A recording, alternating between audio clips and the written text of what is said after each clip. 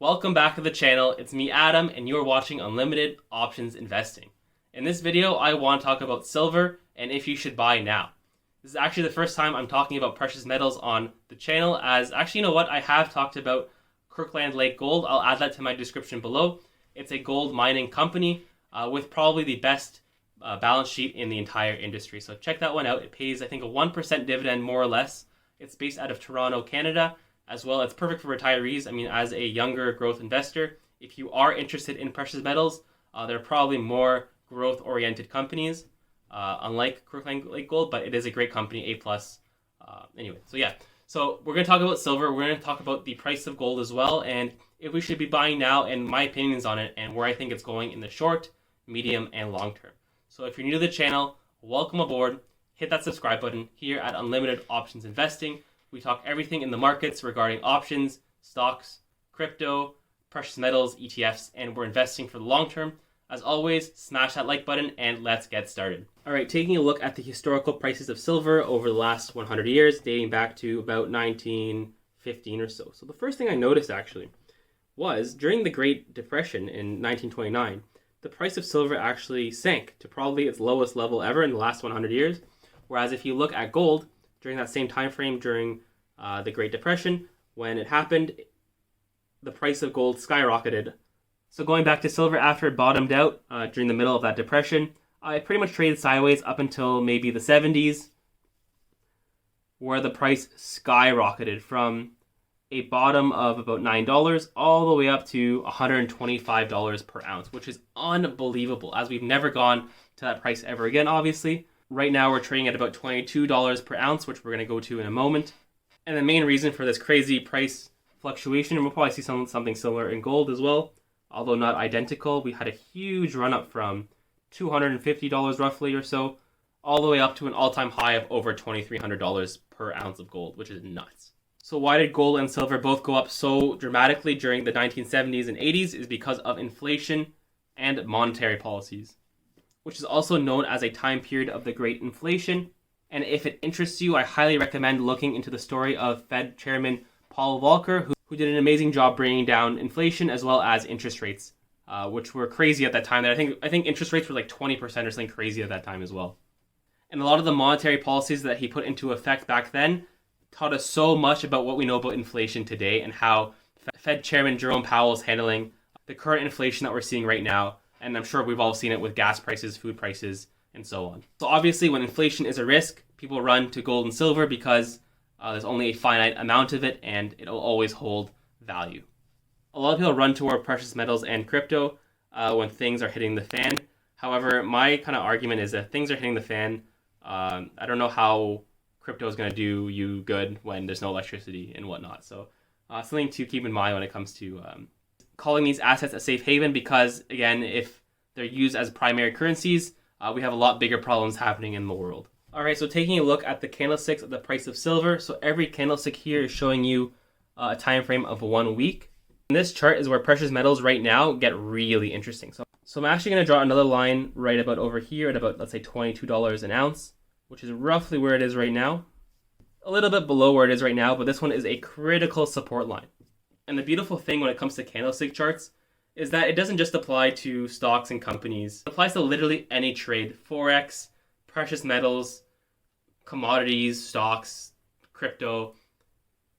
Human psychology is the absolute same for all of them. Again, it doesn't tell you 100% what's going to be happening next. However, you are able to draw a lot of your own personal inferences. Again, not everyone will look at this chart and think the same. Some people will think it'll break down. Some people think it'll trade sideways. It's all about your own personal judgments of what you think the stock price is going to do, but everyone sees things differently. But one thing that we do know for sure is that right now, silver is on its support. And I'm actually going to be drawing another line maybe around this, let's say $19 mark. And I'm going to explain why. Because last year during the big move up at the end of July, the price of silver moved from about $19 all the way up to about $29 in about, let's say, 2-3 weeks. But between this $19 to $22 mark, we never really had any other psychological zones when it came to price action.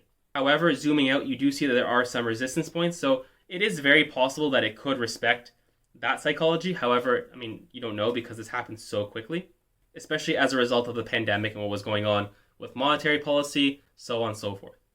And zooming out even more, we see how far off we are from these all-time highs. However, if the price of silver does recover in the back half of the year and we do inch toward this $30 mark, all bets are off if it does cross this point. However, we have a ways to go until we get back there. I mean, we tested a few times and almost for a third time, but then the price broke down after the middle of May or so. And I remember at this time, actually, I remember the Fed chairman Jerome Powell talking as well, and based on what he was saying, the price fell, and since then it's been on a downtrend. And taking a look at gold as well. So similar story, although the price action is a little bit different. We're not near that same kind of critical support line at, let's say, $1,700, the same way that silver is. So from a technical standpoint, that $1,675 mark is a critical support line. Unlike silver, if you guys remember that big run up over here was about July 27th. Looking at gold, July 27th over here, we see that it's done a lot of the running up already. Meaning if it breaks that psychological support, it doesn't have that much further to fall the same way that silver does. So heading back to silver, would I be buying at these prices? Now, if I'm a long-term silver bug, and if I'm an ape a part of Wall Street silver, absolutely I am buying silver at these prices. It's a no-brainer in terms of psychological support line as an area of interest. Underneath that $22.50 mark, anywhere under $23 in terms of technicals is a great buy. If it's able to recover from the psychological low and go back to the moving averages at $25 or so, or even past that toward 26 and then trying to test that $30 mark afterward. And even on a short-term basis, that would be a great play for a potential reversal. However, for the long term, let's say the price continues going down and I'm going to plan on holding silver for years and years and years, it's just more and more of a buying opportunity at any one of these levels depending on where it falls to the $20, $50 mark, or below that at $20 or below that even, who knows. And similar to gold as well, we are trading near those all-time highs back from the 80s and near the highs of the Great Recession back about 10 years ago or so. So who knows, this could be creating a long-term double top and then we would be going downward from there. And it's so unpredictable. For all we know, that gold could just go right back to 2000 and then continue making all-time highs with inflation right around the corner. But the same overall concepts apply. If you're a gold bug, same idea. The lower it goes, the better of a buying it is for the long term. But again, you have to take into consideration where you are on the charts relative to where we were beforehand. And if we are going to find psychological resistance point, and if this was the top over here, or if not. So be aware of where you are in your positioning.